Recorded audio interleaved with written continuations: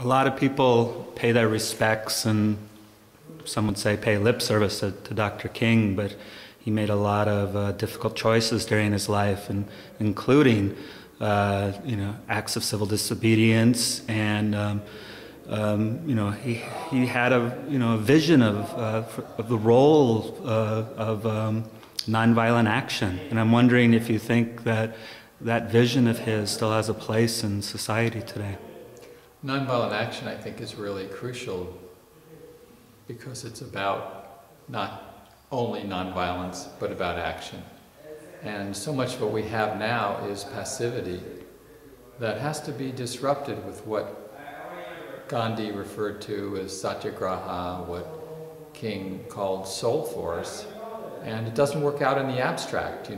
Dr. King referred to what he called the paralysis of analysis. You can splice the hairs all you want, but at the end of the day, you need to take the risk of being wrong rather than doing nothing because you want to make sure you're not wrong. Well, doing nothing is a way of assuring that you will go along with what is dominant, and what's dominant right now is really not that different than what was dominant in 1967 or 68, which was a warfare state.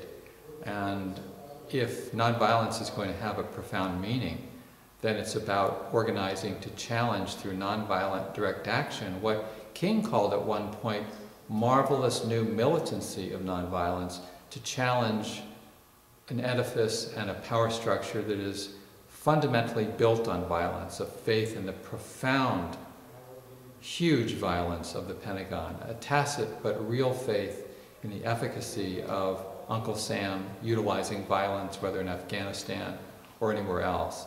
And nonviolent action in its truest and most deeply powerful humanistic form is about compassion and affirmation of our shared humanity.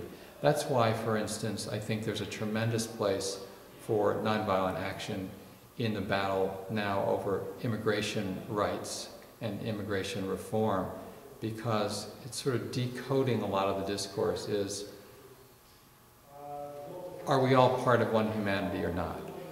And if we separate human rights from these various other quote-unquote issues, then all that gets blurred. If we stereotype by nationality, race, ethnicity, language, economic class, then it's a way of distancing and saying, well, it's about them.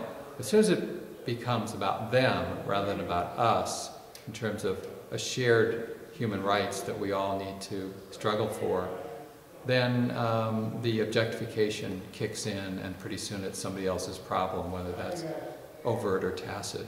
It's really all of our problem, it's really all of our solutions. And I think that nonviolent direct action is crucial in putting heart and soul and mind into a shared commitment for a future of human rights rather than power subordinating the rights of some compared to others.